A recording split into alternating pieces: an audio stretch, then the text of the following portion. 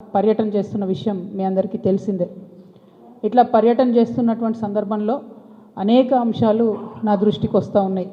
ఒకటి, ప్రజలకు సంబంధించి ఏవైతే వసతులు కల్పించడంలో బీఆర్ఎస్ ప్రభుత్వం కాంగ్రెస్ ప్రభుత్వం విఫలమైందో ఆ అంశాలు నా దృష్టికి వస్తూ ఉన్నాయి.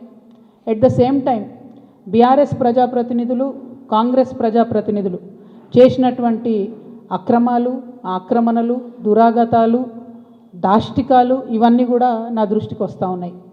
నేను ఏమాత్రం మొహమాటం లేకుండా ఏ పార్టీకి సంబంధం లేకుండా తెలంగాణ బిడ్డగా తెలంగాణ ఆడబిడ్డలకు ఉండేటటువంటి పౌరుషాన్ని ప్రదర్శిస్తూ నాకు వచ్చినటువంటి ప్రతి ఒక్క అంశాన్ని కూడా ప్రజలతో షేర్ చేసుకుంటున్నాను. నేను దాంతో ఏమవుతుంది, చాలామంది యొక్క అక్రమాల పుట్టలు కదులుతున్నాయి, వాళ్ళ పాపాల పునాదులు కదులుతున్నాయి. దాంతో నా మీద దాడి ప్రారంభించారు. ఏంది ఈ దాడి? నేను కాంగ్రెస్ పార్టీతోని అంటకాగి ఉన్నాను, కాంగ్రెస్ పార్టీతోని అండర్స్టాండింగ్తో నేను పనిచేస్తున్నాను, ఎందుకంటే నాకేదో ఫైనాన్షియల్ బెనిఫిట్ కోసం నేను పనిచేస్తున్నా అని చెప్తున్నారు. దీనికి ఎక్కడ మొదలుపెట్టినరు? నేను ఎప్పుడైతే జాగృతి జనంబాట అని చెప్పి బయటికి రావాలనుకున్నానో ముందు సోషల్ మీడియాలో ఒక ప్రచారం మొదలుపెట్టినరు. నా భర్త గౌరవనీయులు అనిల్ కుమార్ గారి ఫోటోను చూపిస్తూ దాంట్లో ఏవి రెడ్డి గారు అనేటటువంటి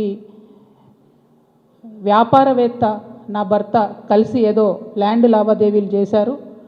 ఆ ల్యాండ్ లావాదేవీ వల్ల నాకేదో పెద్ద ఎత్తున ఫైనాన్షియల్ బెనిఫిట్ అయింది, అట్లా నాకు కాంగ్రెస్ పార్టీకి అవినాభావ సంబంధం ఉంది అనేటటువంటి అంశాన్ని ప్రజల మధ్య ప్రమోట్ చేసే ప్రయత్నం చేస్తున్నారు.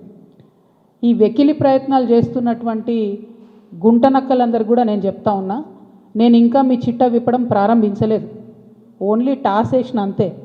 ఆ టాస్కే ఇంత భయపడితే ఎట్లా మీరు? ముంగటి ఇంకా టెస్ట్ మ్యాచ్ ఉంది మామూలుగా అనుకుంటారే ఎందుకు కథ?